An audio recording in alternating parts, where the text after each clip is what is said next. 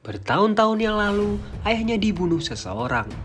Dendam yang tertumpuk di hatinya membuatnya berusaha mencari sang pembunuh sampai dia menemukannya.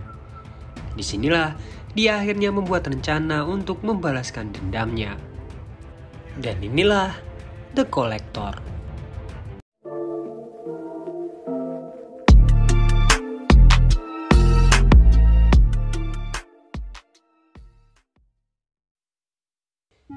Seorang pria seperti berusaha mencari sesuatu menggunakan tongkatnya, sampai tongkat itu tertancap ke sesuatu. Dia mencoba mendengarkan dari lubang kecil di tanah. Dia kaget mendengar suara minta tolong. Bertahun-tahun berlalu, di sebuah kuil, seorang pria menyamar menjadi biksu bernama Kang Dunggu. Dia sebenarnya adalah seorang perampok makam. Keesokan harinya, kuil tersebut kehilangan patung Buddha yang berada di dalam pagoda. Penyelidikan di sana dipimpin oleh Detektif O. O mencoba bertanya ke para biksu tentang wajah pelakunya, tapi mereka malah lupa wajah pelaku yang membuat Detektif O kesulitan untuk menemukan pencurinya. Berita itu pun viral, diketahui bahwa harga patung itu di pasar gelap bisa sampai miliaran. Kang lalu menawarkan patung itu di pasar-pasar antik. Tapi terlihat Kang tidak serius menjual patungnya karena sebenarnya dia mengincar ikan yang lebih besar. Lalu Sin pun beralih ke seorang pria bernama Jin Sanggil, seorang pria kaya pemilik sebuah museum, dan asistennya bernama Yun Sehe. Mereka berdua sedang melihat berangkas khusus yang dibangun untuk menyimpan artefak-artefak milik Jin. Berangkas tersebut didesain dengan keamanan yang super ketat. Bahkan dia meminta Yun untuk membunuh desainer berangkas tersebut biar hanya dia satu-satunya orang yang bisa masuk ke berangkas itu. Sebelum pergi, Jin meminta Yun menemukan patung Buddha yang dicuri tadi pagi.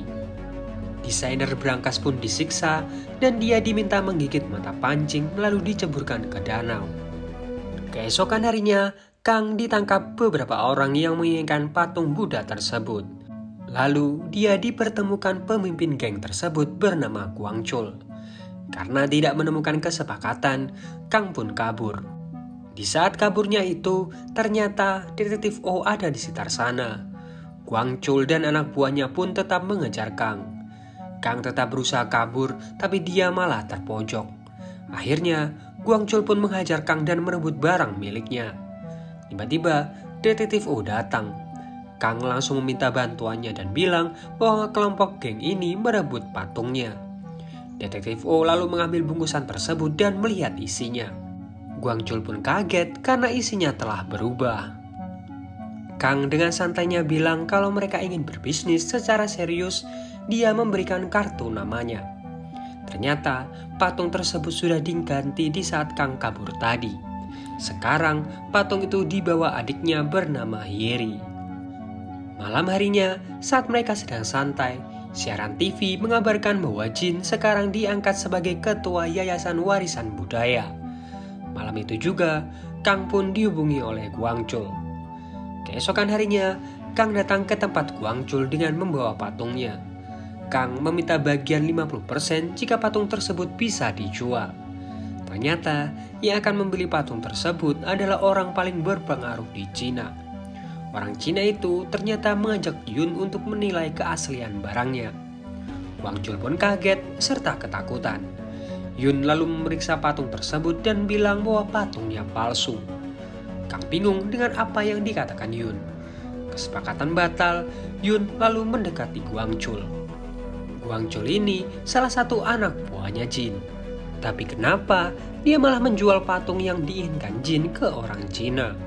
Kang mendekat dan bertanya kenapa Yun bilang patungnya palsu. Ternyata alasannya karena ingin membelinya sendiri karena Jin menginginkannya. Dia juga tahu bahwa itu adalah patung yang dicuri dari kuil. Jadi dia memberikan kartu namanya untuk segera berbisnis dengan Kang. Sebelum pergi, Yun mengancam Guangchul untuk tidak lagi mengkhianati Jin di belakangnya. Setelahnya, Yeri mencoba menyelidiki siapa itu Yun. Ternyata dia orang yang sangat pintar dan sekarang menjabat sebagai kepala kurator Museum Hosong. Ayahnya ngasih tahu bahwa museum itu di bawah naungan Daesung Group yang dipimpin oleh Jin. Tapi sebenarnya semua itu cuma kedok. Karena yang asli, bisnis mereka adalah seorang broker yang menjual barang-barang ke investor besar dan keluarga kaya. Guangchul berurusan dengan barang-barang kecil dari perampok makam, sementara Yun berurusan dengan barang antik yang asli. Yeri pun jadi penasaran di mana mereka menyimpan barang-barang antiknya. Jadi, dia memasang alat pelacak di patung Budanya. Ayahnya pun marah dan memukul Yeri karena melubangi patung tersebut. Tapi Kang malah tersenyum dan punya rencana lain. Keesokan harinya, Yun menjelaskan tentang makam Raja Solong yang telah dijajah selama invasi Jepang di Korea, yang membawa artefak-artefak itu ke Jepang. Kang ternyata ada di sana, lalu Yun mengajaknya ke sebuah tempat kasino. Di sana, mereka melakukan transaksi. Kang dibayar $200.000 tapi dalam bentuk koin kasino. Yun bilang itu cara termudah untuk mencuci uang. Tapi Kang justru mempertaruhkan semua uangnya. Berharap mendapatkan kemenangan, dia justru mengalami kekalahan besar. Yun yang melihat kekalahan dari Kang lalu mengajaknya makan malam untuk menghiburnya. Yun lalu menawarkan Kang suatu pekerjaan agar dia bisa mendapatkan uang untuk membeli rumah seperti impiannya yang batal terwujud. Tugasnya, dia harus mencuri beberapa barang. Lalu dia memberikan kunci mobilnya. Di dalam mobil tersebut ada beberapa foto di mana dia harus mencuri barang di dalamnya. Keesokan harinya, kita diperlihatkan seorang pedagang souvenir bernama Jones. Ternyata Jones ini dulunya adalah pencuri makam, tapi sekarang dia sudah pensiun. Kang pun menawarinya untuk bergabung bersamanya mencari sebuah artefak dengan bayaran yang sangat tinggi, daripada harus menjual souvenir di jalanan. Akhirnya, Jones pun bergabung bersama Kang dan Yeri. Jones ngasih tahu foto gundukan tanah tersebut adalah makam Goguryeo. Tapi cuma ada satu makam Goguryeo yang memiliki mural dan bertempat di Tiongkok. Jadi keesokan harinya, Kang dan Jones berangkat ke Tiongkok. Dengan dibantu satu warga lokal sebagai petunjuk arah, mereka berdua pergi ke makam tersebut. Tapi ternyata makam tersebut dijaga sangat ketat. Kang lalu meminta mereka menggali sedikit tanah di setiap gundukan, mencicipinya dan mulai berpikir. Jones bingung metode apa yang digunakan oleh Kang. Kang hanya bilang dia ingat rasanya mayat. Tapi anehnya metode Kang ini berhasil dan mereka menemukan makam berisi mural. Mereka berdua lalu mulai memotong mural di dinding makam per bagian dan mengambilnya. Tapi beberapa saat kemudian, warga lokal yang mengantar mereka mengacungkan senjatanya dan akan mengambil mural tersebut. Akhirnya, mereka pun mulai berkelahi. Setelah perkelahian sangat sengit, akhirnya Kang bisa melumpuhkannya. Dan dia akhirnya juga tahu bahwa semua ini didalangi oleh Jin. Beberapa hari kemudian, Kang dan Jones sudah sampai di Korea. Mereka berdua disambut oleh Guangchul dan Yun. Kang melihat sebuah mobil mewah di belakang mereka dan ingin berbicara langsung dengan Jin jika ingin muralnya. Setelah Kang bertemu dengan Jin, dia meminta Jin membayarnya lebih dan akan melupakan kejadian di Tiongkok. Jin pun sepakat dan berjabat tangan dengan Kang. Kang lalu melihat bekas luka di tangan Jin dan ingat masa lalunya saat kecil. Dulu, sewaktu kecil, dia dan ayahnya mencari sebuah artefak dan Kang memasuki lubang yang sangat kecil. Tapi ketika keluar, ayahnya sudah tidak ada dan hanya seorang pria dengan bekas luka di tangannya yang meminta artefak tersebut. Setelah Kang memberikannya, pria tersebut menjatuhkan ayahnya yang dalam keadaan babak belur ke sebuah lubang bersama Kang. Lalu mengubur mereka berdua. Dan pria tersebut ternyata adalah Jin. Nah, scene ini berhubungan dengan scene di awal film, di mana ayahnya Yeri yang menyelamatkan Kang dan akhirnya merawatnya. Esok harinya, mereka berempat berkumpul kembali. Ayahnya Yeri menawari Jones pekerjaan baru lagi, dan tempatnya berada di Gangnam. Kang lalu bertemu dengan Yun. Yun menanyakan apa benar Kang akan menjarah makam tersebut. Karena diketahui makam tersebut sudah dijarah oleh pihak Jepang selama invasi. Jadi di dalamnya cuma makam kosong. Kang hanya tersenyum dan bilang dia akan mengambil pedang kerajaan yang terkubur di sana. Sebuah pedang dari pendiri dinasti Joseon. Lalu Kang bertemu dengan Jin untuk menjelaskan semuanya.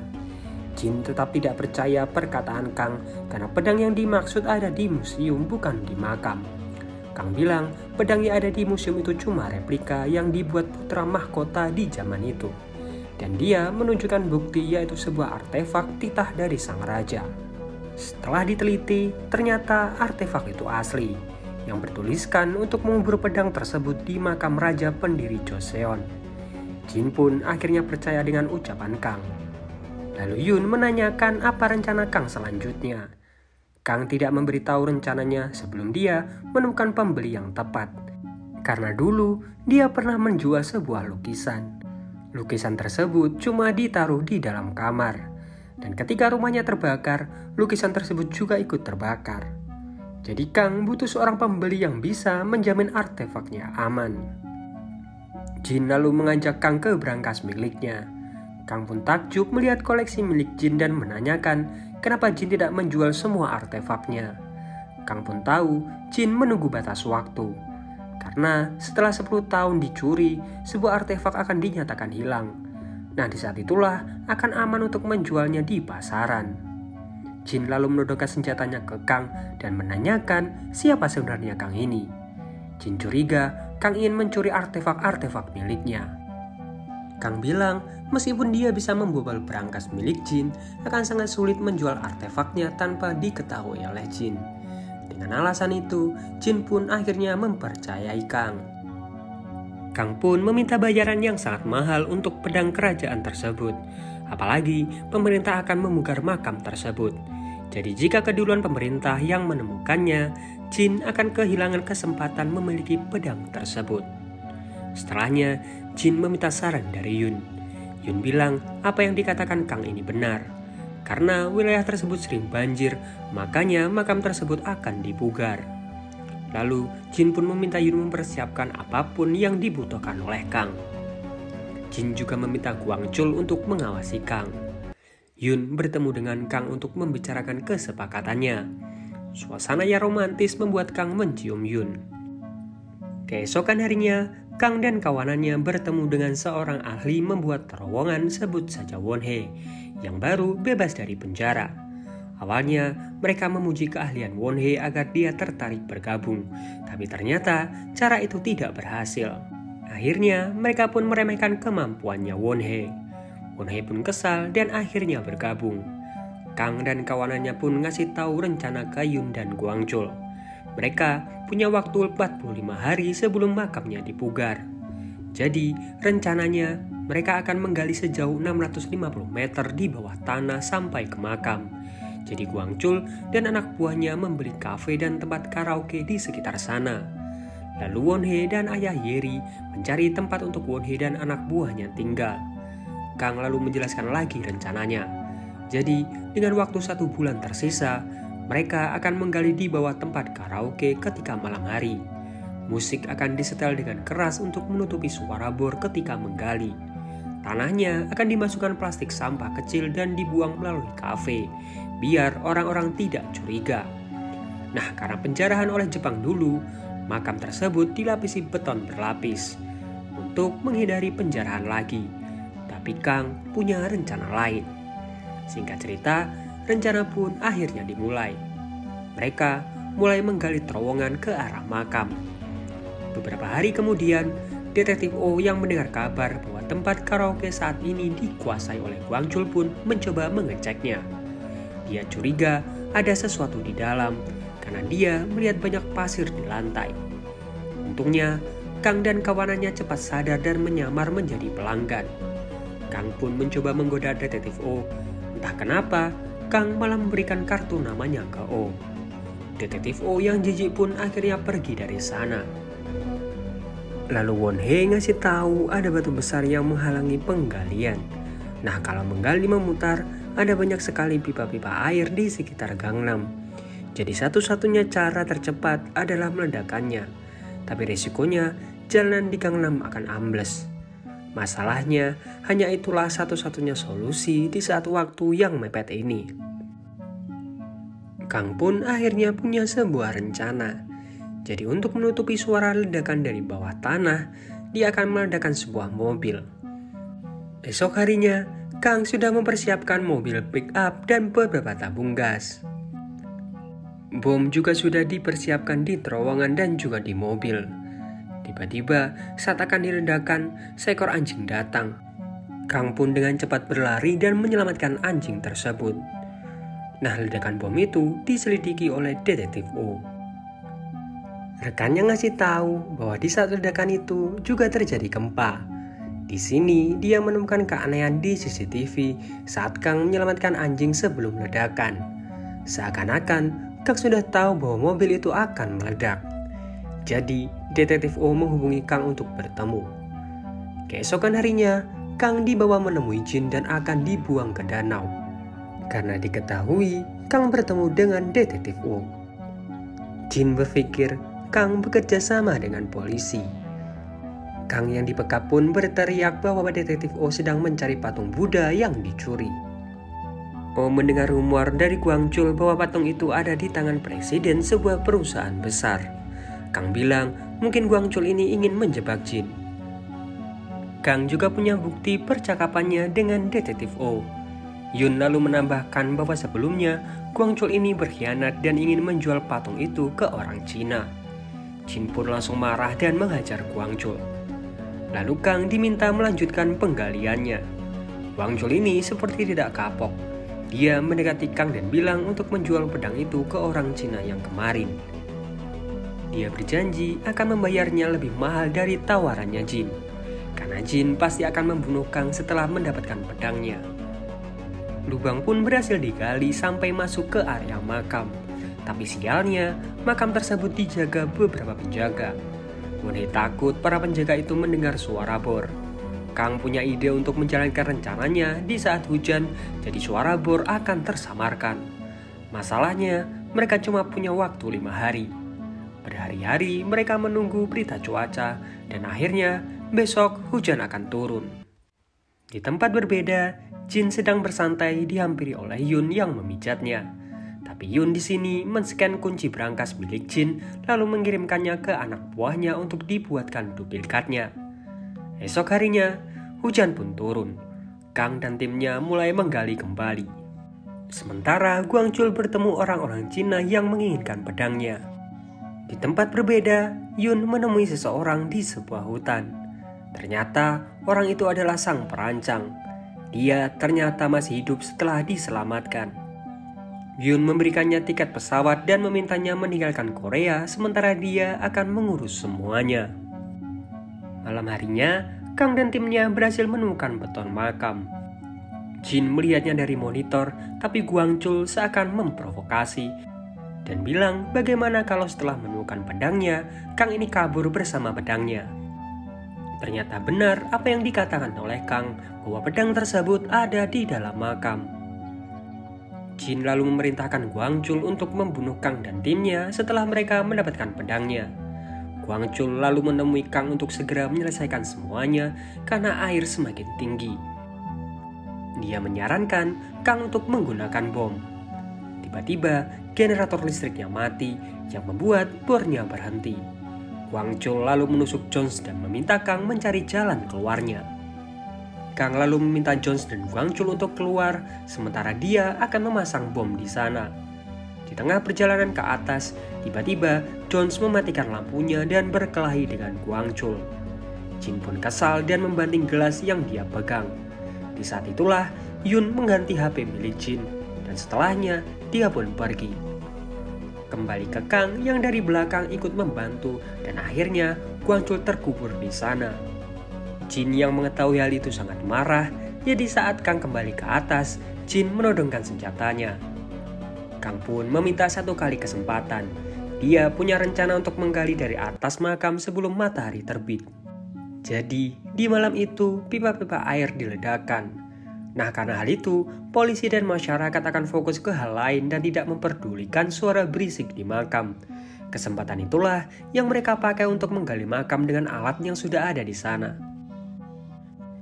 Kang beserta Jones berhasil mengelabui penjaga di luar dan bilang pemugaran akan dimulai malam itu juga. Semua anak buah Jin dikerahkan. Di tempat berbeda, Yun berusaha masuk ke berangkasnya Jin. Kembali ke Kang yang mencoba membuka bagian dalam makam. Sebuah peti ditarik, Jin diminta membuka peti itu sendiri. Tapi setelah dibuka, isinya kosong. Jin yakin tadi dia melihat pedang. Mereka berdua bingung, lalu Jin menodongkan senjatanya. Kang bilang Jin masih tetap seperti dulu, rela membunuh hanya untuk barang berkarat. Dulu, dia juga membunuh seorang laki-laki dan menguburnya beserta anaknya hanya demi sebuah guci. Berhari-hari, Kang ini bersebelahan dengan jasad ayahnya yang membusuk. Untungnya, dia diselamatkan ayahnya Yeri. Di sisi lain, Yun menuju berangkas milik Jin untuk mencuri semua artefak miliknya. Tapi ketika sampai di sana, semua artefaknya sudah lenyap, yang ternyata semua itu ulahnya Kang. Kembali ke Kang yang menunjukkan foto Yeri bersama artefak milik Jin. Kang bilang selama ini Jin sengaja diarahkan ke sana agar Kang bisa dengan mudah mencuri artefak miliknya. Jin pun makin marah dan menembak bahu Kang. Mereka pun berkelahi, pistol itu berhasil direbut oleh Kang. Lalu Kang pun pergi dari makam tersebut. Dia melempar sebuah pai lalu mengubur Jin hidup-hidup. Beberapa hari kemudian, 3 truk datang ke tempat administrasi warisan budaya yang berisi semua artefak milik Jin. Kang sepakat jika Detektif O membantunya, semua artefaknya Jin akan diserahkan ke pemerintah. Jadi selama ini, Kang dan Detektif O ini bekerja sama. Di hari mereka bertemu, mereka berdua membuat kesepakatan dan Detektif O disuruh merekam ucapannya. Nah, selama ini, ketika Josh dan Kang menggali ke makam, Yeri dan ayahnya menggali di bawah berangkas milik Jin. Orang yang memeriksa artefak titah raja itu juga ternyata orang suruhannya Kang, agar bisa meyakinkan Jin bahwa pedang itu ada di makam. Nah, video yang selama ini Jin lihat tentang pedangnya, itu semua cuma rekaman yang dibuat oleh Yeri. Jadi, pedang yang dilihat oleh Jin itu cuma rekaman palsu. Dulu, di saat Kang masuk ke berangkas milik Jin, dia meninggalkan sebuah drone. Drone itulah yang dipakai oleh Yeri untuk mematikan keamanan. Jadi Wonhee bisa dengan mudah meledakkan berangkas tersebut dan mengambil semua artefaknya. Jones merasa kecewa karena dia tidak bisa menikmati hasil kerja kerasnya. Disitulah Kang dan Yeri menunjukkan sekotak uang ke mereka. Yang ternyata di berangkas milik Jin tidak cuma menyimpan artefak tapi juga uang. Di sisi lain, berita menyiarkan tentang penemuan seorang laki-laki di makam sang raja. Laki-laki itu ditemukan masih hidup di dalam peti mati. Lalu, berita juga menyiarkan tentang Yun yang mengembalikan artefak milik Jin ke administrasi warisan budaya. Ternyata Kang mengembalikan artefak ke sana menggunakan nama Yun. Jadi mau nggak mau, Yun pun harus berpura-pura. Lalu Kang menelpon Yun dan mengajaknya ke Jepang. Dia ingin mengambil kembali artefak Korea yang diambil oleh Jepang saat Perang Dunia Kedua. Dan film pun berakhir. Nah, itu tadi alur cerita film Kolektor. Sebuah balas dendam yang sudah disusun rapi dan terencana. Di mana pelakunya diperlakukan sama dengan apa yang dialami Kang dulu bersama ayahnya.